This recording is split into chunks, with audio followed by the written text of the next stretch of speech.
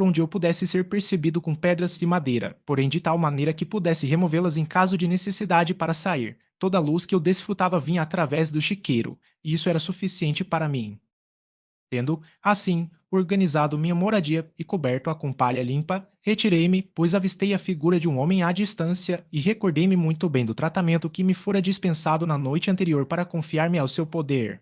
Eu havia, no entanto, providenciado meu sustento para aquele dia com um pão grosseiro, que subtraí, e uma caneca com a qual poderia beber mais convenientemente do que com a mão a água pura que fluía por meu refúgio.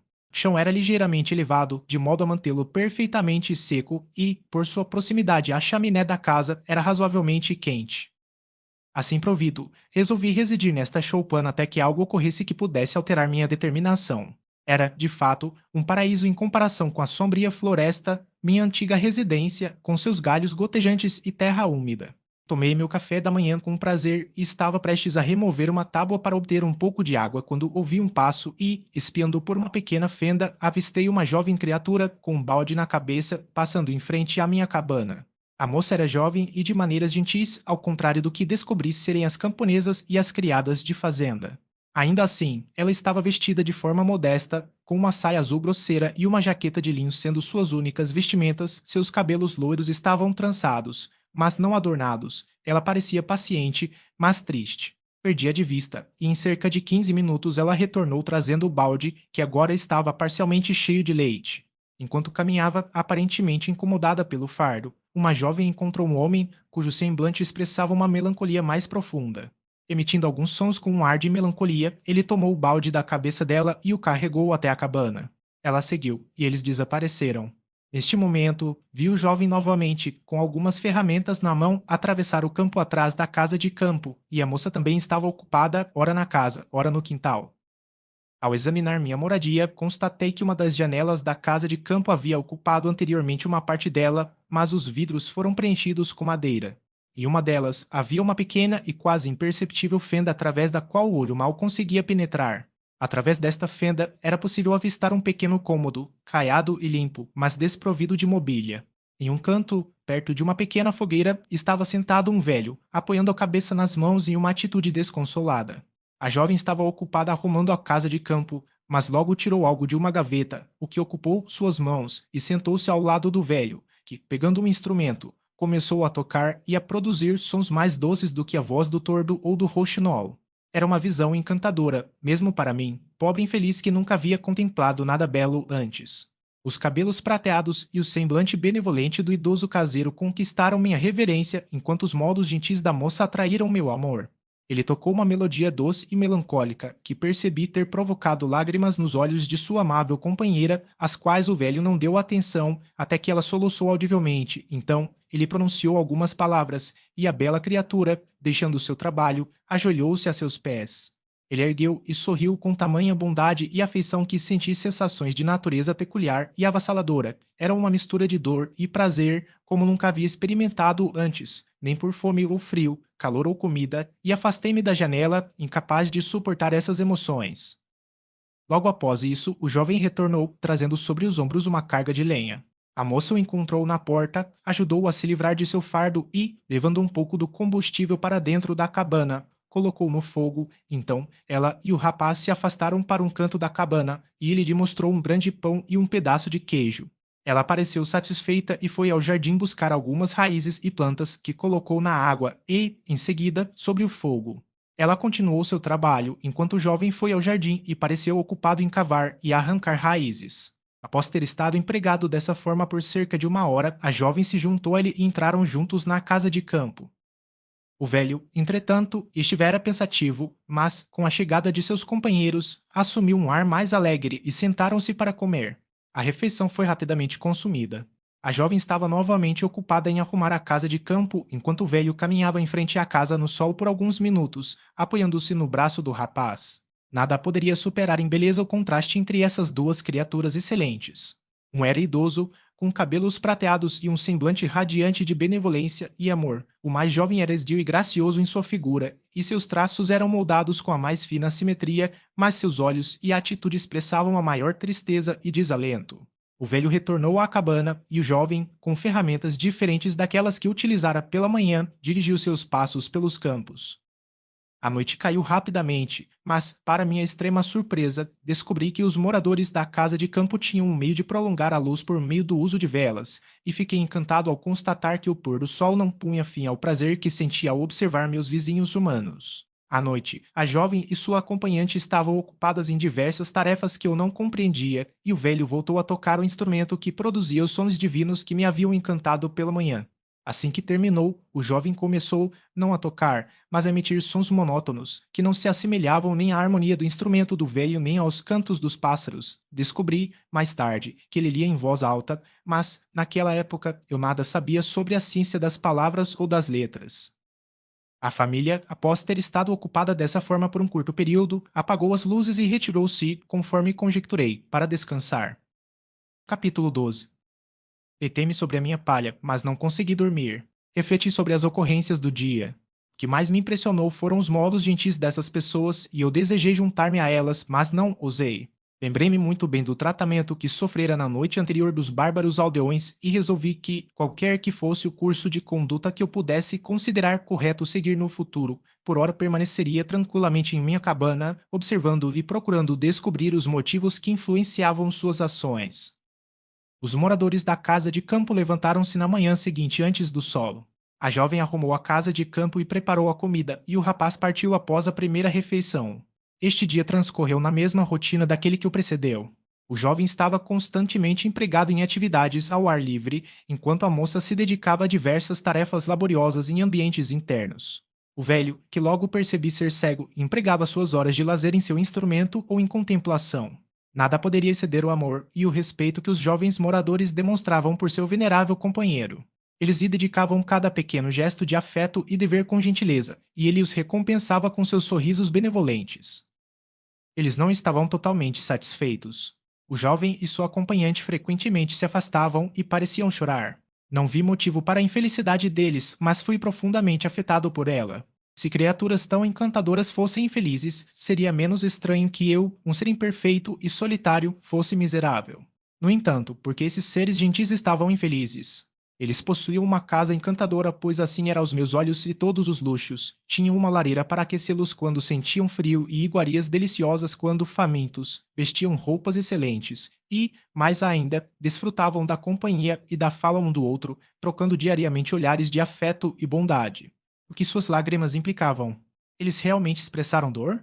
Inicialmente, não consegui resolver essas questões, mas a atenção constante e o tempo me explicaram muitas aparências que, a princípio, eram enigmáticas.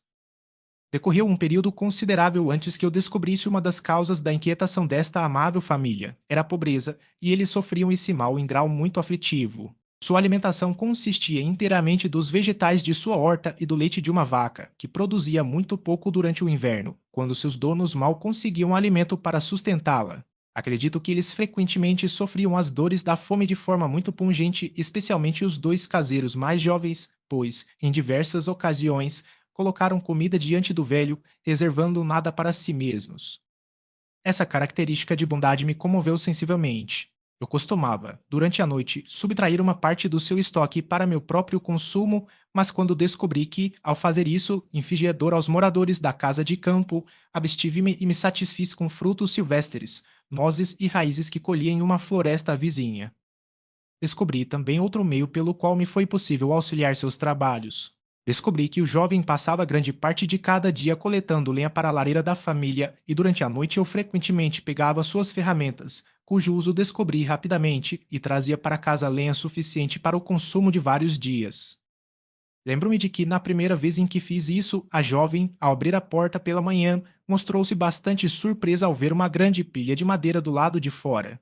Ela proferiu algumas palavras em voz alta e o jovem juntou-se a ela, expressando também surpresa. Observei, com satisfação, que ele não foi à floresta naquele dia, mas o passou reparando a cabana e cultivando o jardim. Gradualmente, fiz uma descoberta ainda mais importante. Descobri que essas pessoas possuíam um método de comunicar suas experiências e sentimentos umas às outras por meio de sons articulados. Percebi que as palavras que proferiam, por vezes, produziam prazer ou dor, sorrisos ou tristeza nas mentes e nos semblantes dos ouvintes. Esta era, de fato, uma ciência divina, e eu desejava ardentemente conhecê-la. Mas fiquei perplexo em cada tentativa que fiz para esse fim. Sua pronúncia era rápida e as palavras que proferiam, não tendo qualquer conexão aparente com objetos visíveis, não me permitiram descobrir qualquer pista que me auxiliasse a desvendar o mistério de sua referência. Por meio de grande aplicação, contudo, e após ter permanecido durante o espaço de várias revoluções da Lua em minha cabana, descobri os nomes que eram dados a alguns dos objetos mais familiares do discurso, aprendi e apliquei as palavras fogo, leite, pão e madeira. Aprendi também os nomes dos próprios moradores da casa de campo. O jovem e seu companheiro tinham cada um vários nomes, mas o velho tinha apenas um, que era pai. A moça era chamada irmã ou Agata e o rapaz, Félix, irmão ou filho. Não consigo descrever a alegria que senti ao aprender as ideias apropriadas a cada um desses sons e conseguir pronunciá-los. Distinguia diversas outras palavras sem, contudo, conseguir compreendê-las ou aplicá-las como bom, caríssimo, infeliz. Passei o inverno dessa maneira. A gentileza e a beleza dos moradores da casa de campo me cativaram profundamente quando estavam infelizes. Eu me sentia deprimido quando se alegravam, eu compartilhava suas alegrias. Vi poucos seres humanos além deles, e, caso algum outro entrasse na cabana, seus modos ríspidos e sua maneira rude de andar apenas realçavam, para mim, as qualidades superiores de meus amigos. O velho, pude perceber, frequentemente se esforçava para encorajar seus filhos, como às vezes os chamava a abandonar sua melancolia. Ele falava com um sotaque alegre, com uma expressão de bondade que me proporcionava prazer. A gata ouvia com respeito, seus olhos às vezes cheios de lágrimas, que ela se esforçava para enxugar sem ser notada, mas geralmente percebia que seu semblante e tom eram mais alegres após ouvir as exortações de seu pai. Não foi assim com Félix. Ele sempre foi o mais triste do grupo e, mesmo para meus sentidos inexperientes, parecia ter sofrido mais profundamente do que seus amigos. Mas, se seu semblante era mais triste, sua voz era mais alegre do que a de sua irmã, especialmente quando se dirigia ao velho. Eu poderia mencionar inúmeros exemplos que, embora insignificantes, revelavam as disposições desses amáveis moradores. Em meio à pobreza e à carência, Félix levou com prazer à sua irmã a primeira florzinha branca que surgiu sob a neve. Logo cedo, antes que ela se levantasse, ele limpava a neve que obstruía o caminho dela até a leiteira, tirava a água do poço e trazia a lenha do anexo, onde, para seu perpétuo espanto, encontrava seu estoque sempre reabastecido por uma mão invisível. Durante o dia, creio, ele trabalhava às vezes para um fazendeiro vizinho, pois frequentemente saía e não retornava até a hora do jantar, mas não trazia lenha consigo. Em outras ocasiões, ele trabalhava no jardim, mas, como havia pouco a fazer na estação fria, ia para o velho e para a gata. Esta leitura me intrigou extremamente a princípio, mas gradualmente descobri que ele pronunciava muitos dos mesmos sons ao ler e ao falar. Conjecturava, portanto, que ele encontrava no papel sinais para a fala que compreendia e ansiava ardentemente por também compreendê-los. Mas como isso seria possível, se eu sequer entendia os sons que eles representavam? Melhorei, contudo, sensivelmente nesta ciência, mas não o suficiente para acompanhar qualquer tipo de conversa, embora tenha dedicado toda a minha mente a essa empreitada, pois percebi facilmente que, embora ansiasse por me revelar aos camponeses, não deveria tentar fazê-lo até dominar sua língua, conhecimento que poderia levá-los a ignorar a deformidade de minha figura, pois também com esta o contraste perpetuamente apresentado aos meus olhos me familiarizara. Eu admirava as formas perfeitas dos meus caseiros, sua graça, beleza e delicadas complexões, mas como fiquei aterrorizado quando me vi em uma piscina transparente. Inicialmente, recuei, incapaz de acreditar que era realmente eu quem se refletia no espelho, e quando me convenci plenamente de que eu era, na realidade, o monstro que sou, fui tomado pelas mais amargas sensações de desalento e mortificação. Ah, não. Eu ainda não conhecia inteiramente os efeitos fatais dessa deformidade miserável.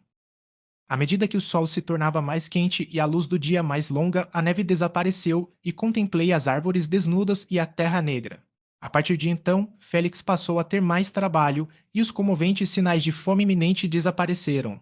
A comida deles, como descobri mais tarde, era grosseira, mas saudável, e eles conseguiam uma quantidade suficiente dela.